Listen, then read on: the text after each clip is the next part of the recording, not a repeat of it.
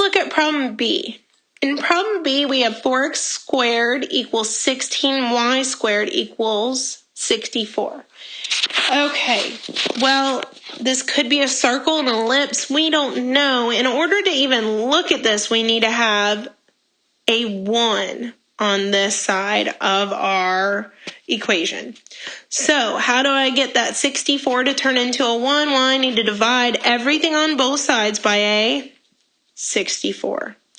Well, then once we divide that 64 by a 64, yeah, it will turn into a 1. But then I have to reduce everything else I have.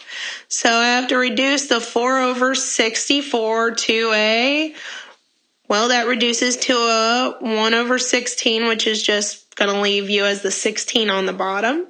Then you also have to reduce the 16 over 64, which reduces to a 1/4. So all you have to really write is the 4 on the bottom. Now, how do I know that this is an ellipse and not a circle? Is because, look, if you look underneath the x and the y squareds, is they have different numbers, meaning the radius for the x's and the radius for the y's are different. So it's not a circle.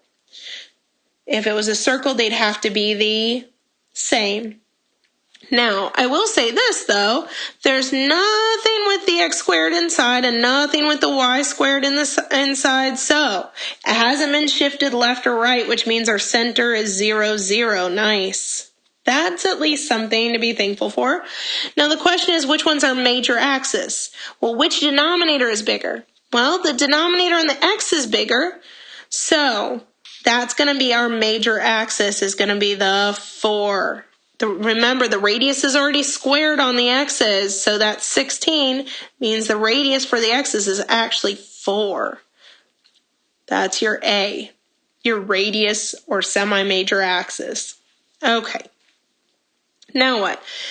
Well, that tells us that we will go to the left 4 and to the right 4 to find our vertices of our ellipse. So that means the vertices of our ellipse are going to be at 4, 0 and -4, 0. All right. That means we can also look at our y radius. Well, what's our radius on our y's? Again, remember it's already squared. So our radius on our y's is 2. That's our semi-minor axis just because it's smaller. Means that we're going to go up and down 2 on the y-axis from our center, which puts our endpoints for our endpoints for our minor axis at, let's see, the top one is 0, +2, and the bottom one is 0, -2. So that gives us our endpoints for our minor axis. Now, the only other thing we don't have right now is the foci. Remember, the foci, though, are going to be on your major axis, which means left or right. In this case, we're going to move on the x's. And to figure that out, we're going to find out what c is, and we need to look up at c squared equals a squared minus b squared. Well, remember, a squared is the bottom of the, a squared here is the bottom of the major axis, which in this case is your 16. Your 4 squared is 16. Your b squared is the bottom of your minor axis, which is 2 squared, which is 4. And again, remember, you should be getting something positive. It's always got to be major minus minor, so you get a positive. Well, 16 minus 4 will give you 12. Be careful, that is still only c squared. Remember, that gives you c squared. So to get c, you actually have to take the square root of both sides. So we take the square root of both sides. But the problem with taking the square root of 12 is it can be reduced. Remember that 12 breaks down into 4 times 3, and you can take the square root of 4.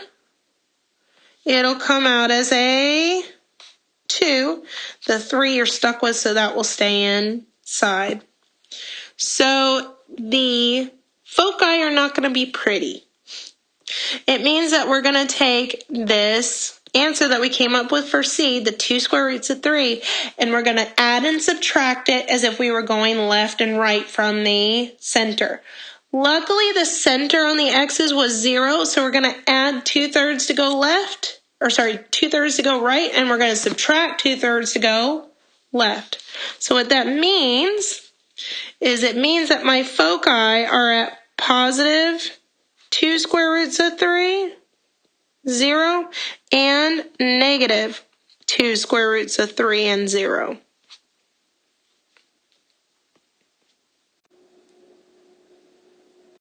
This ends this problem, and that's about all they can possibly ask for in any problem.